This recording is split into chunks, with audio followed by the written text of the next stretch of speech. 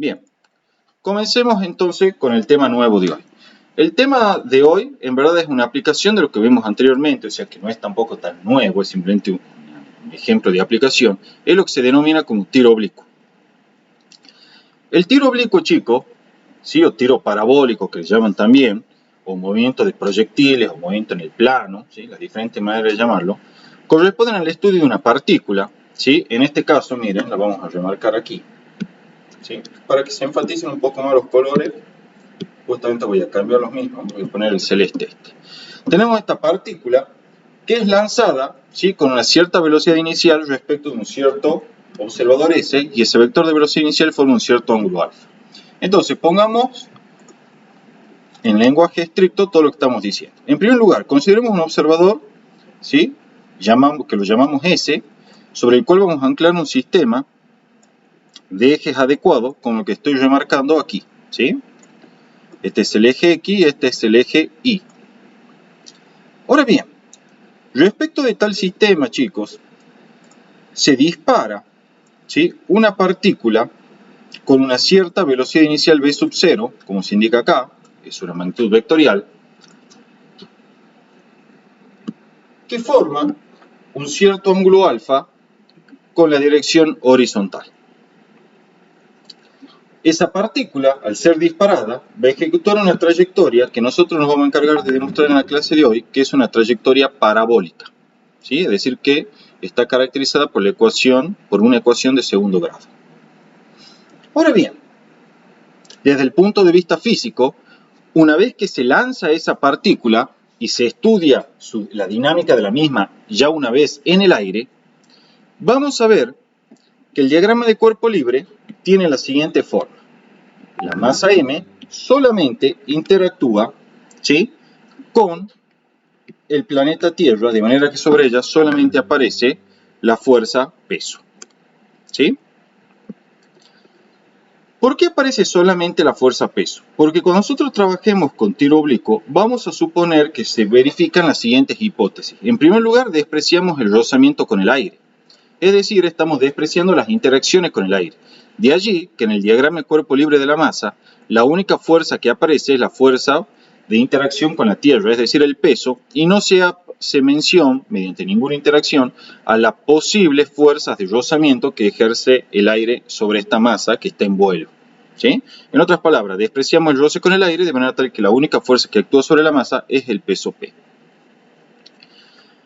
La segunda hipótesis es que despreciamos la curvatura de la Tierra, ¿sí? Despreciamos la curvatura de la Tierra. Y la tercera hipótesis es que despreciamos la rotación de la Tierra. Entonces, con estas hipótesis simplificatorias, ¿sí?, podemos adoptar un modelo mucho más sencillo de estudio y que sin embargo se aproxima bastante a lo que podríamos observar experimentalmente, ¿sí? Entonces, empecemos a calcular los diferentes parámetros que caracterizan este tipo de movimiento. Esos parámetros son, por ejemplo, el tiempo que tarda en alcanzar la altura máxima, que se llama tiempo de subida, ¿sí? Otro parámetro es el denominado tiempo de vuelo, que es el tiempo que se demora en volver a tocar tierra. La altura máxima es otro parámetro, ¿sí? La altura máxima es justamente la máxima altura que toma respecto a la superficie de la Tierra esta partícula lanzada con este vector de velocidad inicial. Y desde luego también algo que tiene mucho interés en las aplicaciones militares es el alcance R, ¿sí?, de la partícula, es decir, qué tan lejos llega horizontalmente esa partícula respecto del punto del cual despega, ¿sí? Nosotros también, para no complicar demasiado la matemática de nuestro problema, vamos a anclar el sistema de referencia, más precisamente el origen del sistema de coordenadas perteneciente a este sistema de referencia, en el punto desde el cual es lanzada, ¿sí?, la partícula. Entonces, chicos, al anclarlo ahí, lo que nos ahorramos son las variables, o mejor dicho, constantes, y sub 0 y x sub 0, que denotan la coordenada inicial en y y en x para esa partícula al momento del lanzamiento. En este caso, como el origen de coordenada de nuestro sistema coincide con la posición desde la cual es lanzada la partícula, entonces x0 e y0 son ambas iguales a 0 y nos las ahorraremos en nuestras ecuaciones de cinemática. Desde luego, si ustedes quieren complicar la vida y decir, bueno, mira Gaby, yo quiero venir y fijarlo acá en mi sistema de referencia. Bueno, entonces obviamente la posición inicial de esa partícula respecto de tal sistema de referencia tendrá su coordenada x0 y su coordenada y sub 0, que son distintas de 0, ¿sí? Se obtienen mediante proyección, yo les muestro ahí, x0 e y sub 0. ¿Sí? Pero insisto, yo me voy a abstraer de esa complicación y directamente voy a fijar el origen de nuestro sistema de referencia en la posición inicial que tenía la partícula, es decir, en el punto de lanzamiento. De manera tal que la coordenada inicial en x y en y son 0. Ahora bien, veamos las referencias, es decir, qué representa cada uno de los parámetros que están aquí anotados. Ya lo habíamos adelantado un poco. Y máximo, como el mismo nombre lo indica, es la altura máxima expresada en metro, ¿sí? Y R, chicos, es lo que se llama el alcance máximo del proyectil, ¿sí? O sea, la máxima distancia recorrida horizontalmente por el proyectil hasta tocar tierra. Muchas veces van a ver que el R también lo llaman X máximo, ¿sí? Bien, ya tenemos aproximadamente una descripción de nuestra situación. ¿Tienen alguna duda hasta acá, chicos? ¿Algo quieren que repita? Bueno, insisto por último que el origen de coordenada está anclado en el mismo punto desde el cual es disparada la partícula, de manera tal que la coordenada inicial en x y en y son ambas 0. Bien, empecemos a estudiar físicamente nuestro problema. Una aclaración importante. Este diagrama de cuerpo libre que aparece acá es solo el diagrama de cuerpo libre correspondiente a cuando la partícula ya está en el aire, es decir, cuando está liberada y está sometida pura y exclusivamente a la interacción con la Tierra, ya que despreciamos el rozamiento con el aire.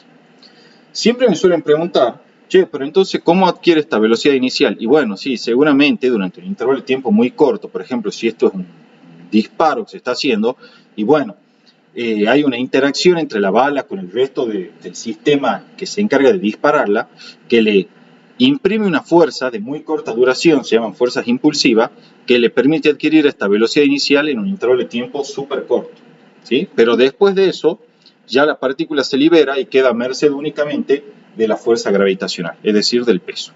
¿Vamos? Es una aclaración que siempre quiero hacerla porque siempre me la preguntan. Bien, la solución. Veamos desde el punto de vista dinámico qué es lo que está ocurriendo. En la dirección X, si recuerdan nuestro diagrama de cuerpo libre, lo dibujamos acá rápidamente, tenemos la masa M y el peso P hacia abajo, ¿sí? Tenemos el sistema de referencia con el eje Y positivo hacia arriba y el eje X positivo hacia la derecha. Ese sistema de referencia es este acá, que estaba anclado en el punto de lanzamiento, ¿sí? Es un observador, desde luego, inercial, de manera tal que verifica las leyes del movimiento de Newton. Entonces, para ese diagrama de cuerpo libre vemos que la suma de fuerza en X, ¿cuánto es? 0, porque no hay ninguna fuerza actuando en la dirección X, por lo tanto la componente en X, la fuerza neta, es 0. La segunda ley de Newton me dice que esa fuerza neta en X es igual a la masa por la aceleración en X. La aceleración en X es por lo tanto igual a 0, ¿sí? Lo despejo de acá, paso la masa dividiendo, y entonces concluimos que en X el movimiento ocurre a velocidad constante, o sea que la partícula, si es vista por un observador, digamos que alguien para un dron acá arriba, ¿sí? Y ese dron enfoca la cámara directamente hacia abajo, va a ver que la partícula se mueve con velocidad constante en X, ¿sí? Ese dron se abstrae del movimiento en Y de la partícula, es decir, del movimiento vertical, y ve que la misma solamente se mueve con velocidad constante en X, ¿sí? ¿Por qué es eso? Y bueno, porque la segunda ley de Newton me dice que no hay aceleración en la coordenada X. ¿Está entendido hasta ahí, chicos? Sí. Bien, veamos ahora qué ocurre con la suma de fuerza en Y. La suma de fuerza en Y será el peso únicamente porque despreciamos cualquier otro tipo de interacción. Entonces, esto será como el peso apunta hacia abajo, es decir, hacia la dirección negativa del eje Y, será menos m por g igual a la masa por la aceleración en Y, esta es la componente en Y de aceleración, y entonces la aceleración en Y será el negativo del campo gravitacional G. ¿Sí? Entonces, en la dirección Y, chicos, el movimiento es con aceleración constante y esa aceleración es igual a menos g, o sea, menos 9,81 metros sobre segundo cuadrado. Desde luego, para esta orientación de ejes, si ustedes hubiesen elegido el eje Y positivo hacia abajo, que tenía la libertad de hacerlo, la aceleración en Y le hubiese quedado directamente igual a más el módulo de g, o sea, 9,81. Es una cuestión simplemente de cómo elijan los ejes. Yo les diría que no se compliquen demasiado la vida, elijan las convenciones usuales para el sentido de los ejes. Como el campo gravitacional, chicos, es constante, porque suponemos que el disparo ocurre a alturas relativamente bajas, ¿sí? El campo gravitacional disminuye con la distancia del centro de la Tierra, pero vamos a suponer que permanece aproximadamente constante, y por lo tanto, chicos, la aceleración en I es constante, y por lo tanto, en I el movimiento ocurre con aceleración justamente constante. Es decir, si ustedes se paran en esta dirección, mirando como indica la flecha en celeste, abstrayéndose totalmente del movimiento a lo largo del eje X, lo que ustedes van a observar para ese proyectil o partícula que es disparada es que la misma sube como en un tiro vertical y luego baja con una caída libre. Todo eso ocurre, desde luego, con una aceleración I igual a menos G en la medida que se tome la dirección positiva hacia arriba. ¿Sí, chicos? Entonces, en otras palabras, en la dirección vertical tenemos un tiro vertical seguido de una caída libre. ¿Sí? Mientras que en la dirección horizontal, es decir, del eje X, lo que tenemos, un segundito, lo que tenemos es un movimiento a velocidad constante. ¿Sí? Aquí están las conclusiones. Conclusión. En X valen las ecuaciones del movimiento rectilíneo uniforme. ¿Por qué? Porque en X el movimiento ocurre con una velocidad constante. Mientras que en Y, chicos, ¿sí? En Y valen las ecuaciones del MRV, ¿sí? Del movimiento rectilíneo uniformemente variado. ¿Por qué? Porque la aceleración en Y también es constante. Fíjense que yo aquí en ningún momento estoy poniendo la flechita en los vectores, porque no estoy trabajando con el vector propiamente, sino con su componente escalar. Si yo quisiera escribir el vector aceleración propiamente dicho, entonces en notación de álgebra sería 0, A sub I, o lo que es lo mismo, A sub I versor J, o lo que es lo mismo, menos G versor J. Y ahí sí debe ver la flechita acá porque estamos indicando su dirección y sentido mediante el versor. Pero acá solamente trabajo con las componentes escalares, por eso no le puse la flechita, ¿sí? Respondo esas preguntas porque es algo que me suelen consultar en las clases presenciales. ¿Tienen alguna duda hasta acá, chicos? ¿Entienden entonces qué es lo que ocurre con el tiro oblicuo? Con las direcciones X e Y. Gaby, disculpa, ¿qué podés volver a explicar las conclusiones? ¿Las ecuaciones me pedís? Las conclusiones. Ah, sí, las conclusiones sí, no hay ningún problema. Fíjate, nosotros teníamos de nuestras ecuaciones que la aceleración en X era igual a 0, ¿sí? Porque no había fuerza neta en X. Por lo tanto, nuestro proyectil en la dirección X se movía a velocidad constante. Yo les había dicho, si ponemos un dron acá arriba, que mire solamente desde arriba a esta partícula proyectil, lo que va a observar el dron es una trayectoria así rectilínea a velocidad constante con la que estoy trabajando acá. En otras palabras, en lo que corresponde a la dirección X, además lo enfatizamos así, esta es la dirección X, ¿sí? La partícula ejecuta un movimiento a velocidad constante, porque Bx es constante. Esta es la visual de un dron que está arriba del proyectil viéndolo, ¿sí? Cómo se mueve horizontalmente, sin observar lo que ocurre con la subida o bajada en la dirección Y.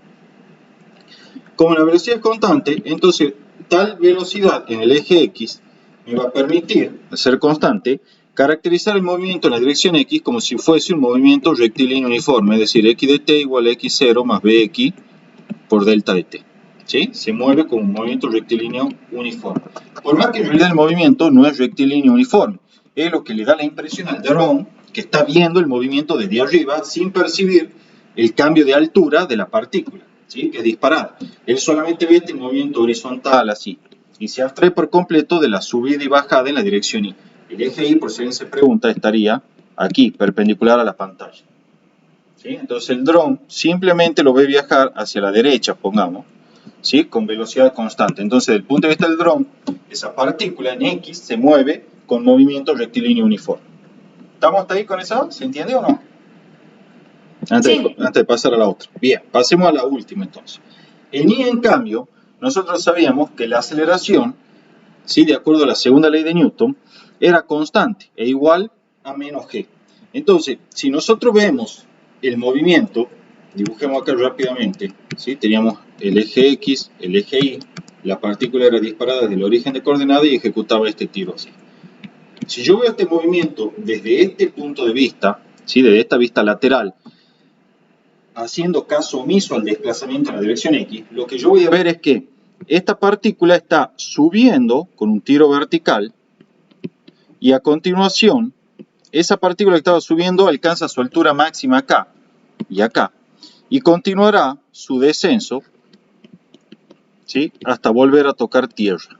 O sea que el movimiento en el eje Y consiste en un tiro vertical seguido de una caída libre. En ambos casos, obviamente, con aceleración de componente en Y menos G.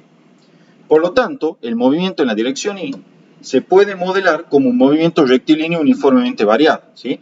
Obviamente esta distancia que yo he hecho acá no existe en realidad, simplemente le hice para que no se me superpongan las líneas, ¿sí? Pero ocurre todo sobre la misma línea. En sentido más estricto sería así: sube, ¿sí? Alcanzará la altura máxima en este punto y a continuación, y para que se note le cambie el color,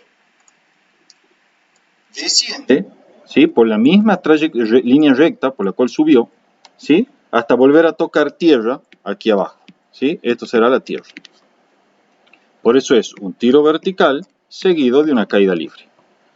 Entonces, obviamente eso es desde la perspectiva de este tipo que lo está mirando desde acá, ¿sí? Lateralmente.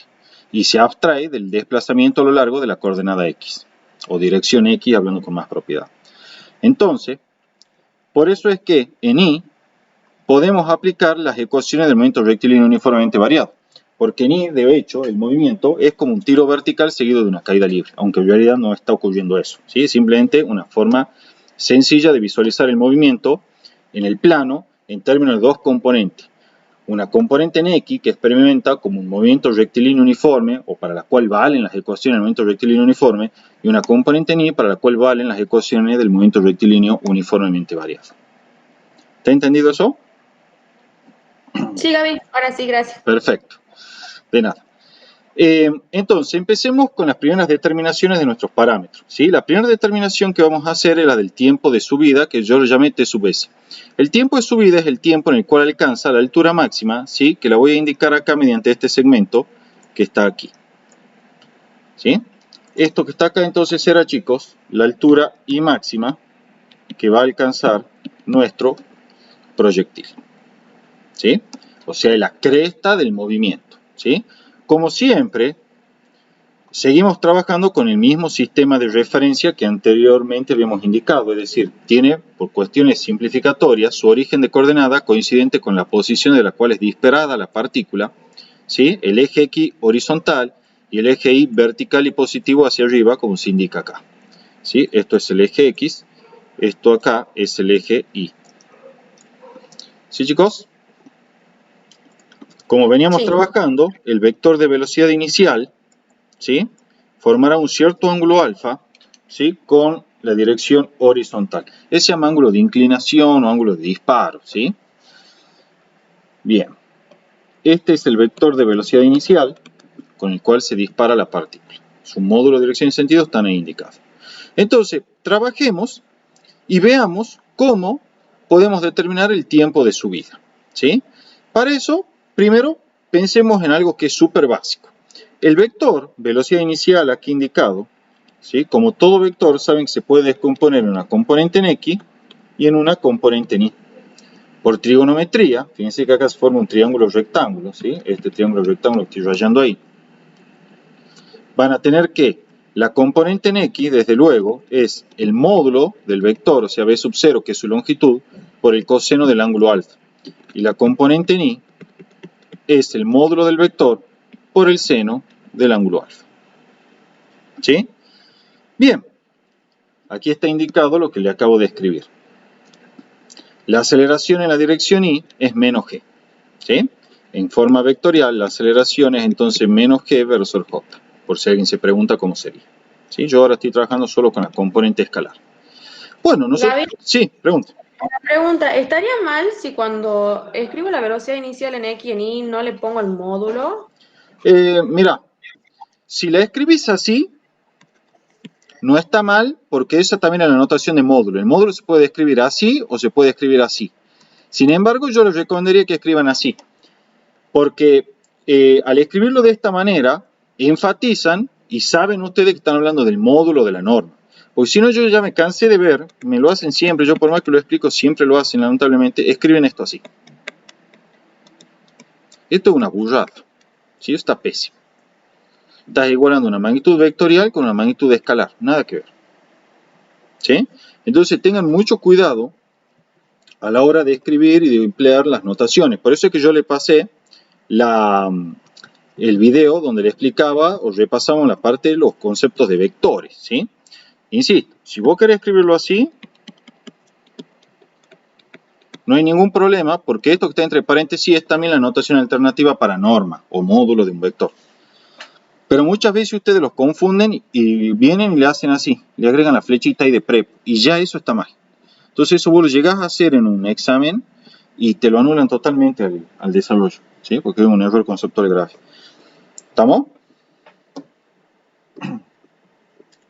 Sí, gracias. Bien, de nada. Ahora bien, va para todos, chicos, ¿no? Muchísimo cuidado, por favor, con las notaciones. Es fundamental que sepan utilizar las notaciones vectores porque acá no se la van a dejar pasar, ¿eh? Ustedes créanme, yo no estoy exagerando. Esa flechita, ustedes le agregan esa flechita ahí y eso le marca la diferencia entre que el enunciado capa o la resolución tenga un 10 o le pongan 0 directamente. Bueno, en la dirección Y habíamos visto que valían las ecuaciones del movimiento rectilíneo uniformemente variado, ¿sí? Valían dichas ecuaciones. Entonces vamos a tener que, en particular, la velocidad en Y como una función del tiempo será la velocidad inicial en Y más la aceleración en Y por el tiempo t. ¿Sí? Nosotros estamos considerando que el tiempo inicial es 0, ¿sí? El t sub 0 igual a 0. Si no quieren considerarlo 0, bueno, no lo consideran y me ponen el t acá, ponen delta de t. Es lo mismo, pero no tiene sentido complicarse la vida.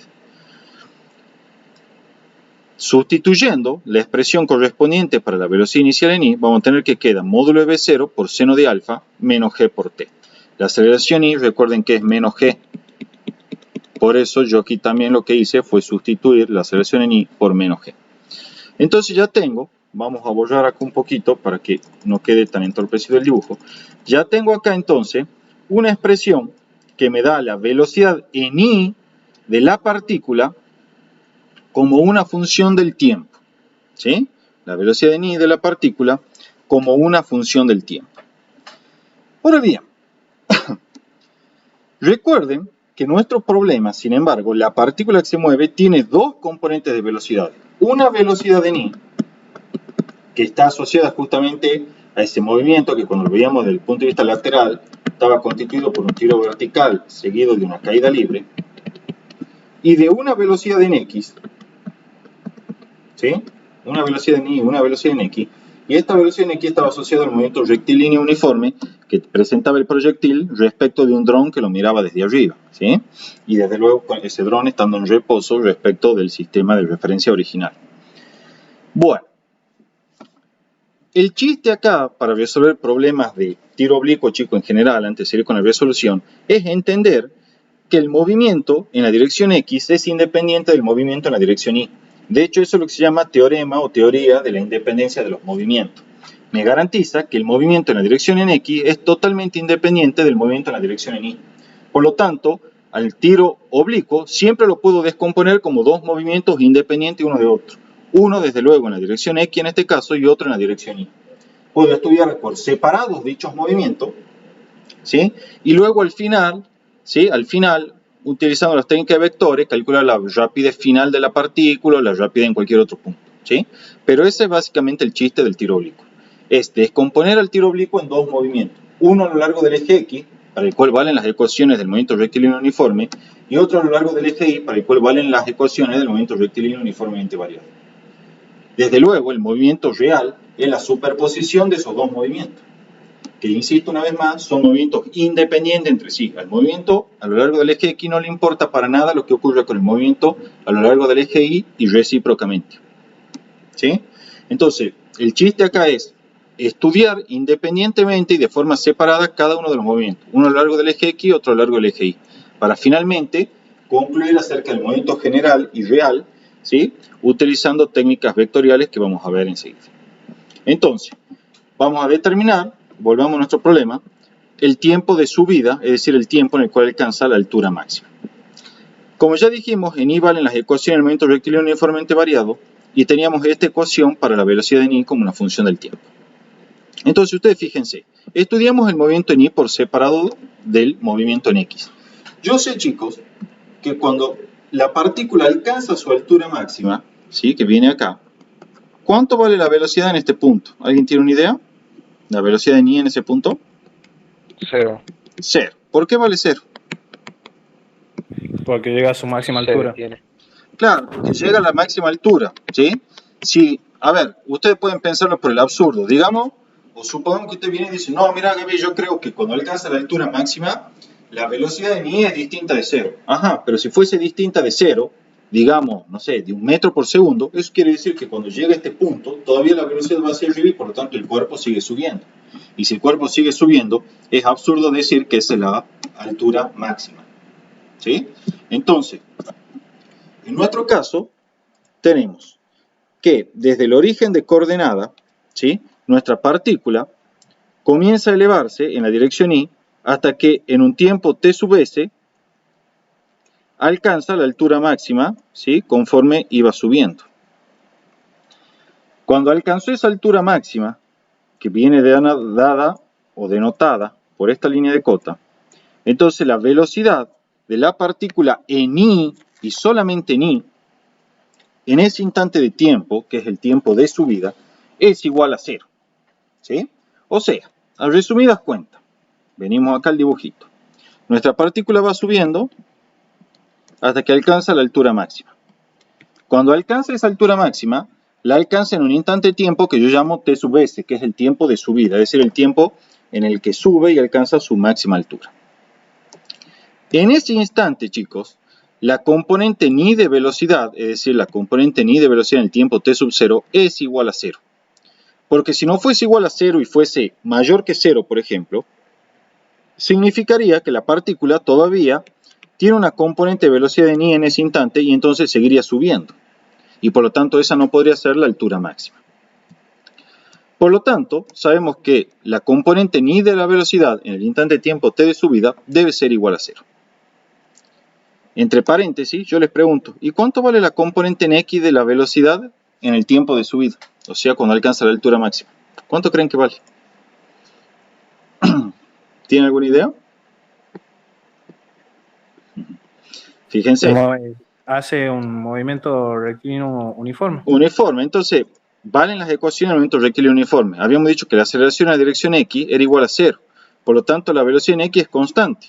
Entonces, chicos, la velocidad en x de la partícula en cualquier instante de tiempo, e incluido desde luego el tiempo de subida, es simplemente la velocidad v inicial en x, ¿sí?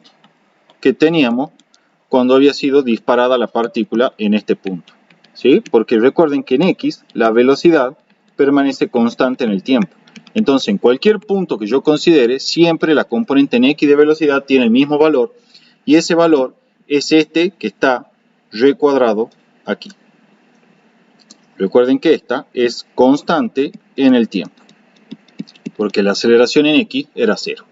¿Sí? Simplemente a modo de comentario. Bien. ¿Todo entienden eso, chicos? Sí. Bien. Sí, son conceptos clave que pueden preguntarles a ustedes, ¿sí? Por eso yo los aclaro. Entonces, la velocidad en x tiene el mismo valor en todo instante de tiempo. En x. La velocidad en y no tiene siempre el mismo valor, se va modificando.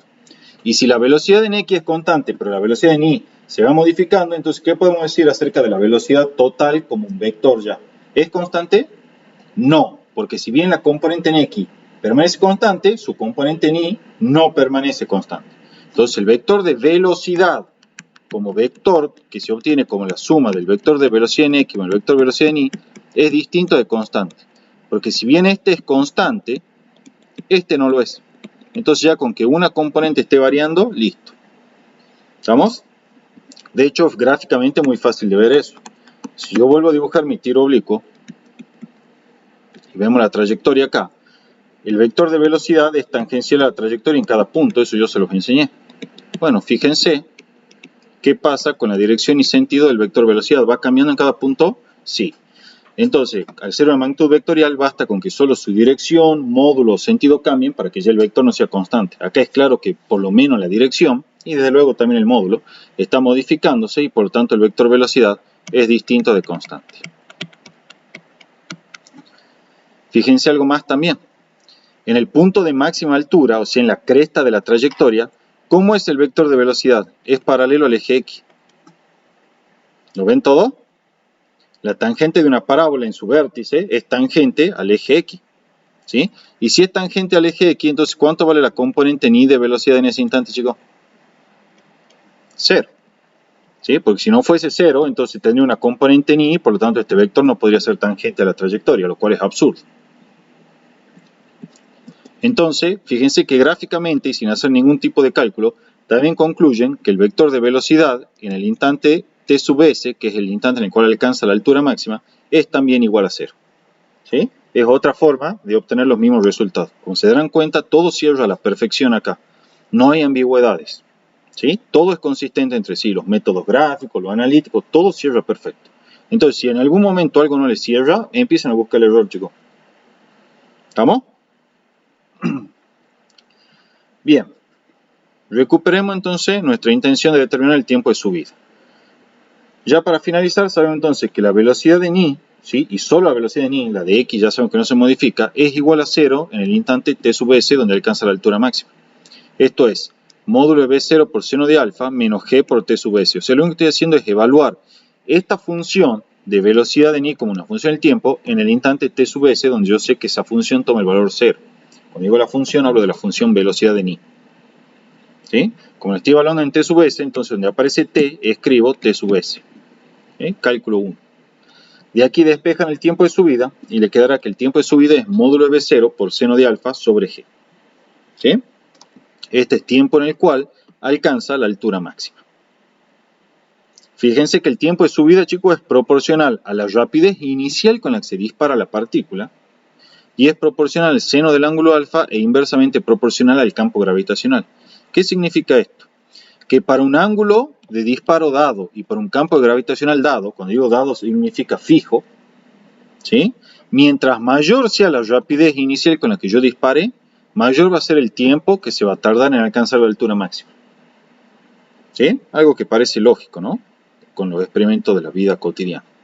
También le dice que para una rapidez inicial fija y un campo gravitacional fijo, mientras mayor sea el ángulo de elevación alfa, o sea, mientras mayor sea la inclinación con la que se lo dispara, también mayor va a ser el tiempo que va a tardar en alcanzar la altura máxima.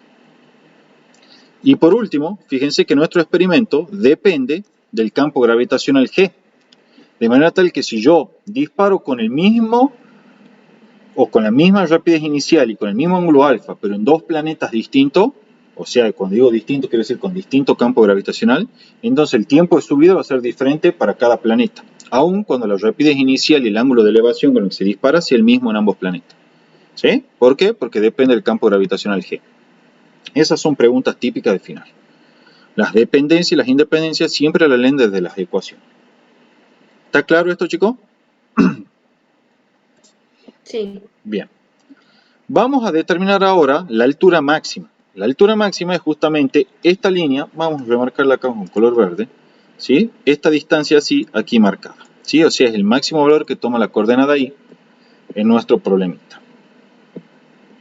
Bueno, determinamos la altura máxima. De vuelta, recuerden que en I, o sea, en la dirección I, valen las ecuaciones del movimiento rectilíneo uniformemente variado. Nosotros podemos tratar el movimiento en X y en Y de forma independiente uno de otro, entonces nos concentramos en estudiar el movimiento a lo largo del eje Y. Valen la ecuación del movimiento rectilíneo uniformemente variado y, ¿se acuerdan que habíamos dicho algo? El origen de coordenada de nuestro sistema iba a coincidir con la posición inicial de la partícula al momento de ser disparada. Eso implica que esta coordenada inicial era igual a 0. Si no lo hubiesen hecho coincidir, ¿sí? Y por ejemplo disparaban desde acá la partícula, pero el sistema de eje lo ponían aquí, entonces hubiesen tenido una cierta coordenada inicial y una cierta coordenada x inicial distinta de 0 para el tiempo t inicial desde el cual se dispara la partícula, ¿sí? Pero yo por simplificación hice que este origen de coordenada coincida con la posición de disparo de la partícula para que las coordenadas x inicial e inicial sean ambas 0 al momento del disparo. Entonces la ecuación que me da la posición de la coordenada y de la partícula como una función del tiempo queda y de t igual a y sub 0 que igual a 0, entonces ya no lo pongo. La b inicial en i ya sabemos que es módulo de b0 por seno de alfa por t, o sea simplemente sustituye ahí, ¿sí? Menos un medio de g por t cuadrado, ¿sí? Porque recuerden que menos g era la aceleración en i, por el tiempo al cuadrado. Entonces ya con eso, chicos, tenemos nuestra expresión, que la vamos a remarcar a continuación aquí. Nuestra expresión que me da la coordenada i como una función del tiempo para nuestra partícula en el tiro parabólico, que le llaman, ¿sí? Pero que es algo que todavía tenemos que probar que es parabólico. Bien, entonces, venimos acá. Dibujamos de nuevo, teníamos así la trayectoria y acá estaba la altura máxima. La altura máxima, chicos, es esta de así. Y obviamente, esta altura máxima, como es alcanzada en el instante de tiempo t sub s, que era el tiempo de subida, ¿se acuerdan? Es decir, el tiempo en el que se alcanza la altura máxima, será entonces el valor de la coordenada i justamente evaluada en el tiempo de subida. ¿Sí? Simplemente la evalúo ahí. Entonces, lo que yo hice acá. Fíjense, la altura máxima o la coordenada i máxima no es más que la coordenada i evaluada en el tiempo de subida en el cual se alcanza la altura máxima. ¿Sí? En este tiempo de subida, que está aquí marcado, es cuando se alcanza esta altura máxima. Por eso es que ella es i de t sub s.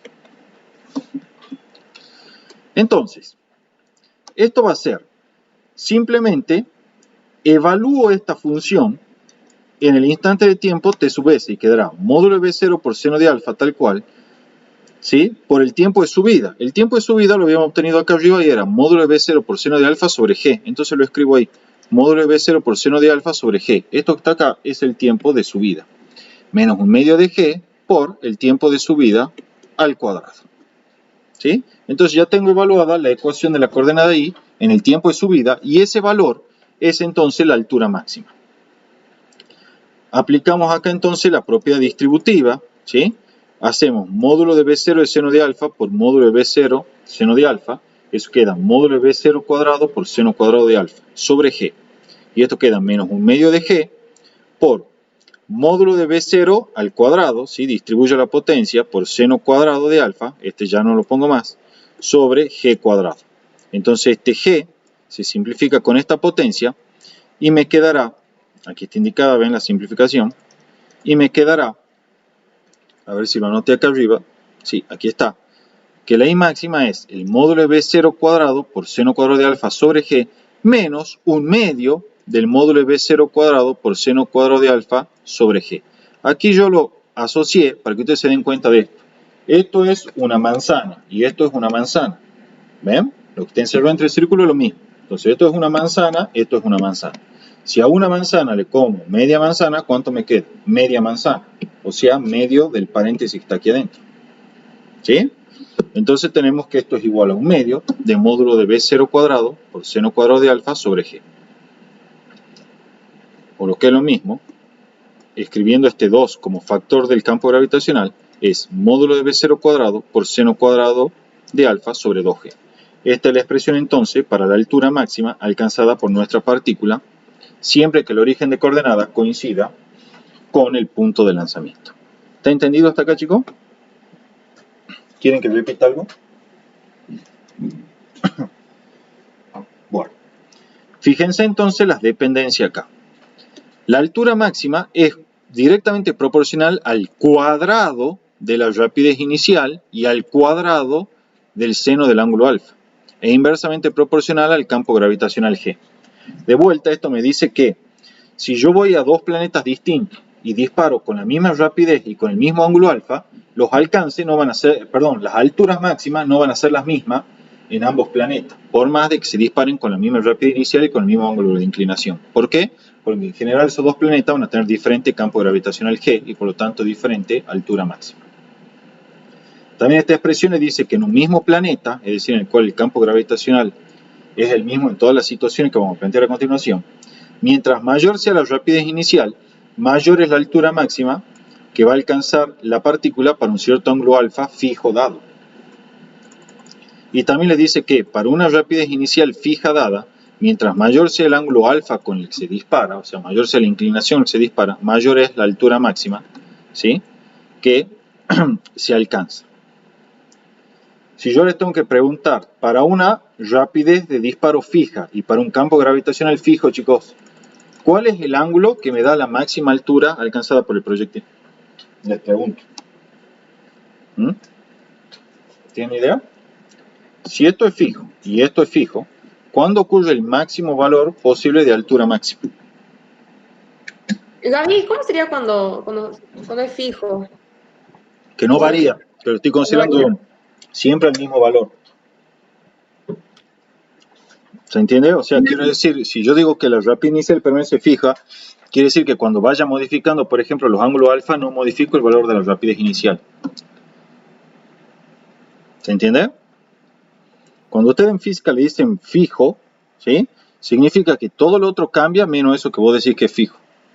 O sea que en las diferentes situaciones cambia solo el valor de algo, pero lo otro permanece justamente fijo. Entonces yo te digo, por ejemplo, mantengo fijo la rapidez inicial y fijo el campo gravitacional.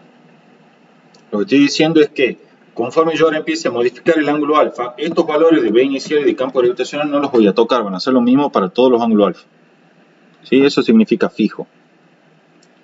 O por ejemplo, si yo te digo, mira, la rapidez inicial y el ángulo alfa permanecen fijo, eso quiere decir que la rapidez inicial y el ángulo alfa permanecen fijo mientras yo voy modificando el campo gravitacional, llevando la partícula a diferentes planetas.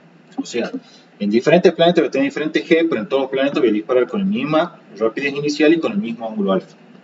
¿Se entiende? Fijo justamente significa eso, el mismo sentido, literal, que no cambia, que lo hago mantener fijo. Y modifico cualquier otra cosa que no permanezca fija. ¿Se entiende? Sí. Bien. Entonces, volviendo a eso, si mantengo fija la rapidez inicial y el campo gravitacional, ¿para qué ángulo alfa se da la máxima altura alcanzada por una partícula? Me acuerdo que ¿O no? pero no me acuerdo por qué, digamos. Pero no importa, no se acuerden, piénsenlo matemáticamente, ahí lo tienen en la ecuación. ¿En pi sobre 2? Claro, en pi sobre 2. Porque si esto, chicos, va a permanecer fijo, ¿cierto? Una constante que no puedo modificar. Para que esto sea máximo, y bueno, tengo que buscar que el seno sea máximo. ¿Cuándo el seno es máximo? Cuando alfa vale pi sobre 2, 90 grados. ¿Sí? ¿Lo entienden eso? Sí. Bien. Tienen, lamentablemente, física, yo no los hago esto, digamos, solo para molestarlos, sino porque ustedes en un final les pueden preguntar cosas como esta. ¿Sí? Les pueden preguntar cosas como esta. Entonces, la máxima altura se da para un ángulo alfa igual a 90 grados, pero no se lo estudien de memoria. Aprendan a deducirlo ustedes leyendo las ecuaciones. ¿Sí? Esta ecuación es clara. Si yo mantengo fijo, o sea, constante, la rapidez inicial y el campo gravitacional, el máximo altura o la máxima altura se da cuando el seno al cuadrado toma el valor 1, o sea, cuando alfa es 90 grados. ¿Sí? Bien. Determinemos entonces, chicos, ahora el tiempo de vuelo T sub B. ¿Qué es el tiempo de vuelo? Es justamente todo el tiempo que estuvo en el aire la partícula. Es decir, desde que salió de acá, desde el punto de disparo, y volvió a aterrizar o tocar tierra acá. Este es el tiempo que quiero determinar, el tiempo de vuelo. Seguimos trabajando con nuestros mismos sistemas de referencia, ¿sí? Tenemos el eje X acá, el eje Y ahí. Entonces es evidente, si ustedes trabajan acá, vamos a cambiar el color para que quede un poquito más destacado, que en el instante del tiempo de vuelo, ¿sí? O sea, correspondiente al tiempo de vuelo, ¿cuánto vale la coordenada en X de esta partícula cuando toca tierra de nuevo? O sea, en el instante de tiempo de vuelo. ¿Cuánto vale la coordenada en X, chicos? 0. En X no es 0, tiene otro valor. Pero ¿quién sí es 0 o sea, ¿qué otra componente sí es 0? Porque ahí cuando vieron que yo proyecté le salió. ¿Quién sí es 0? Y La coordenada Y, exactamente. La coordenada Y en el tiempo de vuelo es igual a 0.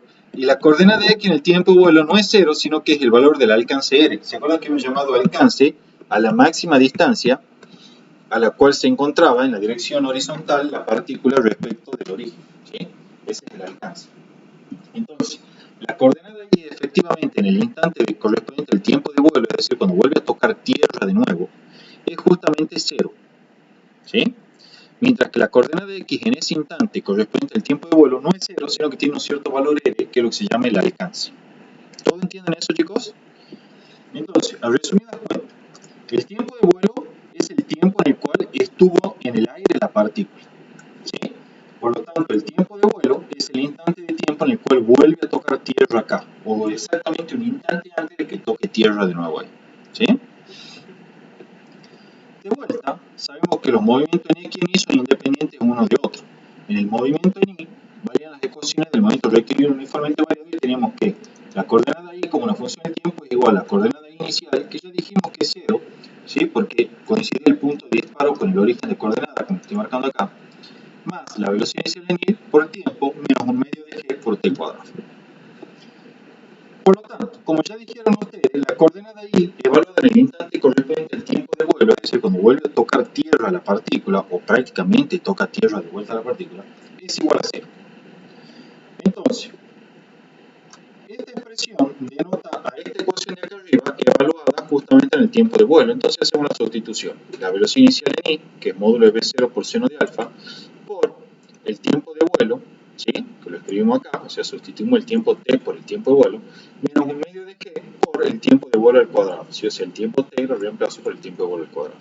Todo ello porque estoy evaluando justamente esa función en el tiempo de vuelo. Bien, entonces tenemos que 0 es igual a todo esto que está acá. Fíjense que es una ecuación de segundo grado, ¿sí? Tendrá dos soluciones. Lo que voy a hacer, chicos, es sacar factor común el tiempo de vuelo. ¿Ven que aparece en este término y en este término? Al sacar factor común me queda módulo de v0 por seno de alfa menos un medio de g por tv, todo eso multiplicado por el tiempo de vuelo. ¿Todos entienden eso? ¿Sí? Saqué factor común únicamente. Aquí es muy fácil resolver esta ecuación. Esta ecuación se verifica, es decir, es igual a 0, si solamente si el tiempo de vuelo es igual a 0, o si bien este corchete que está aquí es igual a 0, que es lo que está anotado acá. Esas son las dos únicas maneras en las cuales esta ecuación se puede verificar. La primera expresión o solución o raíz correspondiente al tiempo de vuelo igual a 0 la descarto porque no es de interés físico para mí. ¿Por qué? Porque el tiempo de vuelo igual a 0, en verdad, desde el punto de vista físico, se interpreta como el instante de tiempo en el cual la partícula estuvo por primera vez en la coordenada y igual a 0, que fue desde luego el instante de tiempo t igual a 0 cuando la partícula estaba en el punto de disparo que coincidía con el origen de coordenada. A ver, para que quede claro, es evidente acá del dibujito que hay dos instantes diferentes en el cual la partícula tiene coordenada y igual a 0. Uno es este instante y otro es este instante. La primera raíz o solución correspondiente al tiempo de vuelo igual a 0 es para el instante en el cual la partícula está siendo disparada desde su origen. Pero esa no me interesa, ¿sí? La que me interesa es esta segunda solución en la cual el tiempo de vuelo es distinto de 0 y la partícula toma o toca por segunda vez la coordenada y igual a 0. ¿Está entendido hasta ahí, chicos, eso? ¿Ven qué importante que es entender físicamente lo que uno hace matemáticamente? Bien, entonces, sí, pregunte. Tengo una pregunta ¿qué me variaría, digamos, si me da de dato que están desde una cierta posición, digamos, el I sub 0 de la ecuación? Bueno, sí, cambiar exactamente. Acá te va a aparecer la famosa constante C, esa que aparece en las ecuaciones cuadráticas, el ax cuadrado más bx más c. Esta C vendría a ser exactamente el I sub 0, como bien decía. ¿Vamos? Simplemente eso. O sea, te complicaría un poco más el problema desde el punto de vista matemático, pero la idea sería exactamente la misma. ¿Sí? ¿Ya vi? Sí.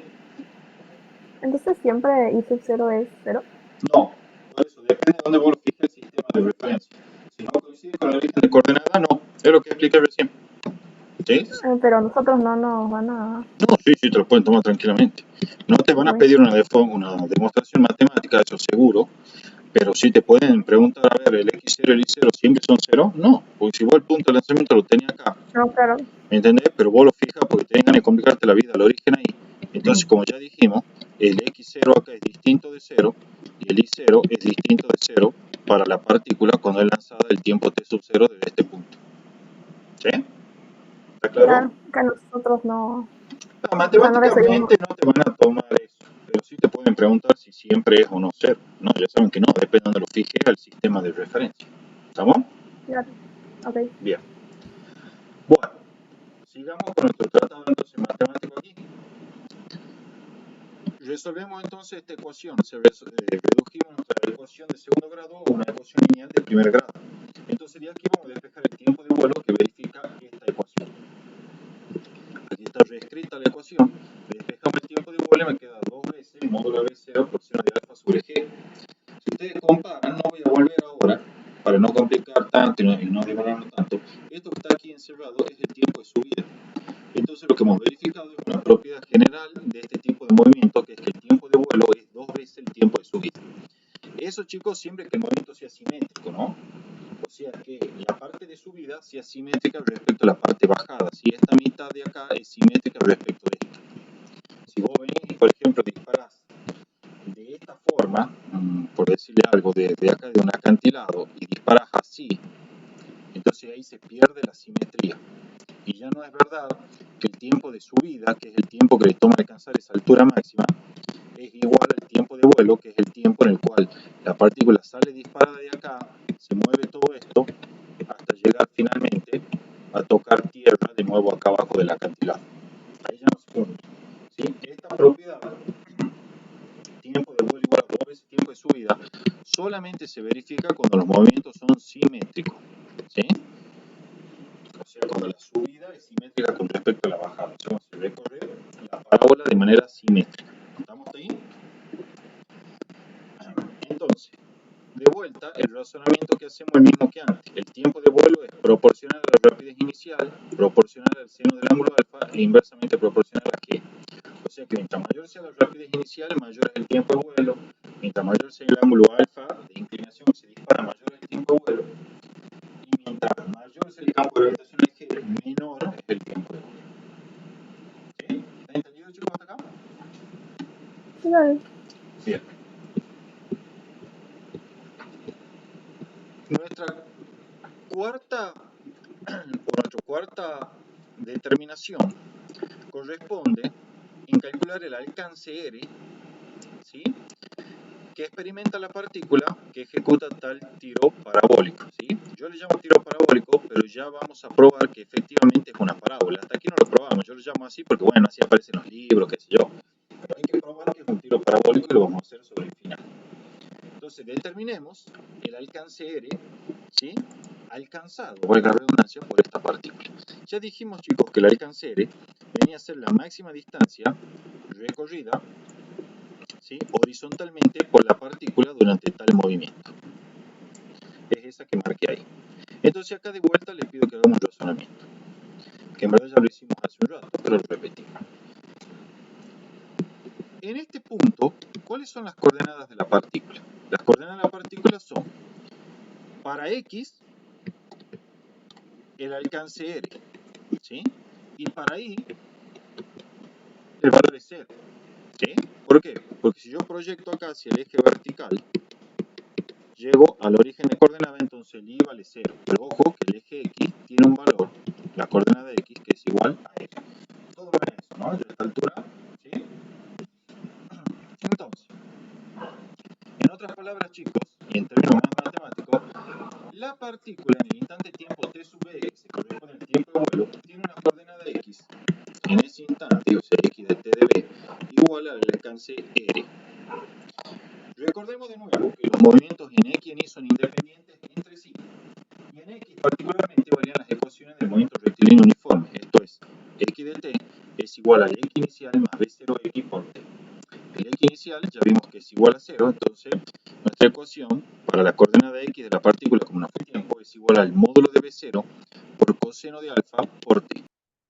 Módulo de B0 por coseno de alfa es la componente en X de la velocidad inicial, ¿sí?, que lo vimos al inicio, cuando descomponíamos el vector de velocidad inicial en su dirección X. ¿Sí? Esta era la angular. Entonces, esta ecuación de acá me da la coordenada de X como una función del tiempo. Entonces, si yo le evalúo en el instante de tiempo t sub b, que es el tiempo de vuelo, el valor de la coordenada de X ya vimos que es el valor del alcance R alcanzado justamente por la partícula. ¿Sí? En el tiempo de vuelo t sub b, que está aquí marcado, la partícula alcanza la coordenada de X igual a R, y allí que X de t de b sea igual a R. O sea, la coordenada de X evaluada en el instante de tiempo t sub b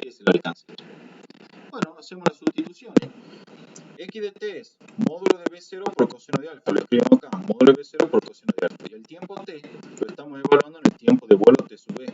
Y ese tiempo de vuelo t sub b ya vimos hace un rato que es 2 veces el módulo de B0 por seno de alfa sobre g, lo que calculamos recién. Entonces tenemos que R es igual a módulo de B0 por módulo de B0, queda B0 al cuadrado, el módulo de B0 al cuadrado.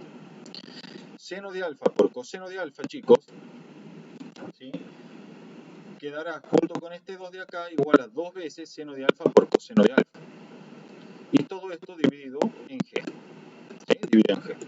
Hay una identidad trigonométrica, que es la identidad del ángulo doble, que dice que seno de 2 alfa es 2 veces seno de alfa por coseno de alfa. Entonces R es igual a módulo de B0 cuadrado por seno de 2 alfa sobre G. O sea, reemplacé este 2 seno de alfa por coseno de alfa por la identidad trigonométrica del ángulo doble. Y entonces acá tenemos una expresión para el alcance R. ¿Sí? El alcance R es proporcional al cuadrado de la rapidez inicial, proporcional al seno del doble del ángulo de inclinación o de disparo e inversamente proporcional al campo gravitacional G. Este es el alcance.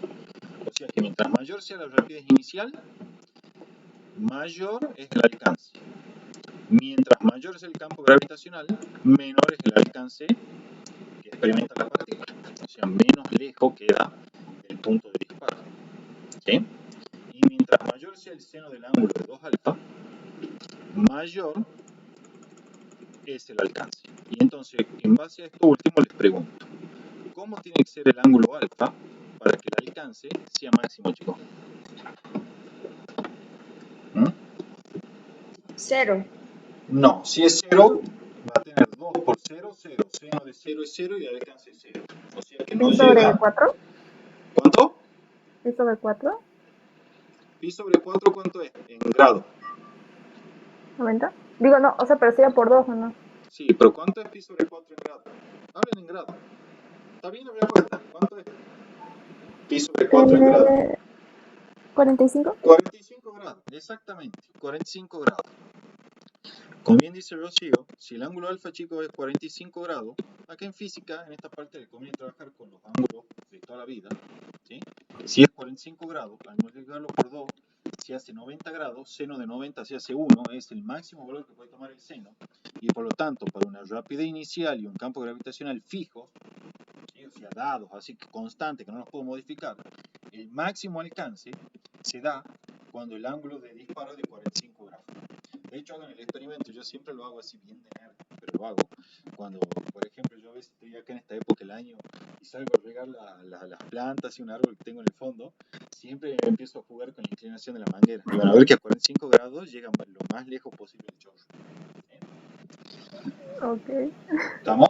Bien. El máximo alcance se da entonces cuando alfa es igual a 45 grados. Aquí está anotado. Y una propiedad importante. Ángulos complementarios tienen el mismo alcance. ¿Saben lo que son ángulos complementarios, chicos? Eso lo enseñaron en la primaria. ¿Cuándo dos ángulos son complementarios? Cuando la suma da 90 grados. Da 90 grados. Entonces, ¿qué le estoy diciendo acá? Que, por ejemplo, un ángulo de 30 grados y un ángulo de 60 grados tienen el mismo alcance. O un ángulo, por ejemplo, de 25 grados, ¿sí? Y otro de 65 grados tienen también el mismo alcance. ¿Cómo harían eso para demostrarlo ustedes? ¿Cómo sería eso? ¿Se animan a probarlo o no? Con esto. Obviamente estamos hablando en la medida que las rapideces iniciales y el campo gravitacional sean el mismo. ¿Sí? ¿Qué es lo que ocurre, chicos? Supongamos, vamos a ver si sale la pruebita. ¿Sí? Supongamos, vamos a escribir acá la ecuación del alcance. ¿Sí? Que yo tengo una partícula, vamos a dibujarlo acá incluso todo. Tenemos una partícula que es disparada con dos ángulos. Una es un ángulo alfa 1 y después otra partícula sale disparada con un ángulo alfa 2 que está aquí. Yo quiero saber cómo tienen que ser alfa 1 y alfa 2 uno respecto de otro, de manera tal que el alcance para alfa 1 sea igual al alcance para alfa 2. ¿Sí? Quiero ver cómo tienen que ser esos ángulos para que los alcances de ambas partículas sean iguales. Obviamente cuando ambas se disparan con la misma rapidez inicial. ¿Sí?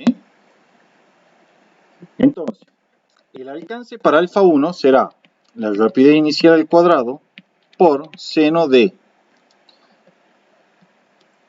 2 alfa sobre g. 2 alfa 1 en realidad, sobre g. Y el alcance para la partícula cuando es disparada con un ángulo alfa 2 será módulo de b0 cuadrado, porque lo disparo con la misma rapidez, por seno de 2 alfa 2 sobre g. Entonces, esto así se va con esto así. Y me dice que, mira, si los alcances para el ángulo alfa 1 y los alcances para el ángulo alfa 2 son iguales, eso implica entonces, como era lógico, que seno de 2 alfa 1 sea igual a seno de 2 alfa 2. ¿Sí? Eso implica eso de ahí. Ahora bien, si ustedes trabajan con los círculos trigonométricos, ¿sí? Y esto se lo dejo como tarea para que lo vean, ¿sí? Tienen que encontrar, por ejemplo, si llaman a esto, no sé, ángulo beta 1 y a este un ángulo beta 2, tienen que encontrar en el círculo trigonométrico qué relación cumplen dos ángulos, ¿sí? Beta 1 y beta 2 que tienen el mismo seno, ¿sí? Por ejemplo, ustedes saben que en el círculo trigonométrico el seno, si este es por ejemplo, no sé, beta 1, entonces el seno viene representado por el cateto opuesto este de acá. Si proyectan entonces horizontalmente, aquí van a tener otra vez el mismo cateto y entonces esto es el seno de beta 1. Si hacen así, esto es beta 2 y esto entonces de acá es el seno de beta 2, que por cierto es igual al seno de beta 1 por construcción, porque ambos catetos opuestos, ¿sí? Vamos a dibujarlo un poquito mejor. Este de acá y este de acá se supone que tienen la misma longitud porque los proyecté horizontalmente, ¿sí? Entonces ambos son iguales. Entonces, por simple trigonometría, o sea, jugando con el círculo trigonométrico, se van a dar que esto de acá también es beta 1 y por lo tanto la propiedad que cumplen beta 1 más beta 2 es que sumado dan 180 grados. O sea que los beta 1 y beta 2, o sea los ángulos, tales que sus senos son iguales, pero beta 1 y beta 2 son distintos, son aquellos ángulos que son suplementarios, es decir, que sumados dan 180 grados. Ahora bien, beta 1 era 2 veces alfa 1 y beta 2 era 2 veces alfa 2. Esto es igual a 180 grados. Dividen miembro a miembro en 2 y le queda que alfa 1 más alfa 2 es 90 grados. En otras palabras, los ángulos alfa 1 y alfa 2 deben ser complementarios para que los alcances sean iguales. ¿Está claro, chicos? Bien. Ahí está la demostración. Los libros no la hacen, ¿no? Yo jamás la vi esa demostración en ningún lado. Tampoco me puse a buscarla. Si la buscan en internet seguramente la encontrarán. Pero, bueno, ahí se las explico para que las tengan presentes. ¿Sí, chicos? Esas ecuaciones de la de demostración, ¿esas las piden al final? La piden en el práctico de Física 1 y por lo tanto en un parcial escrito no me extrañaría que la puedan pedir. Porque en los últimos tiempos están pidiendo demostraciones. Antes no lo hacían, pero ahora sí lo están haciendo. ¿Sí? Así que sí, ahora al ser en forma oral no creo. Es algo que no sé, lo hagan con lenguaje de señas, con pinturas rupestres, no sé cómo se comunicarán. Pero sí, en un final común y corriente puede aparecer tranquilamente, ¿no? Están pidiendo demostraciones en los últimos finales, chicos.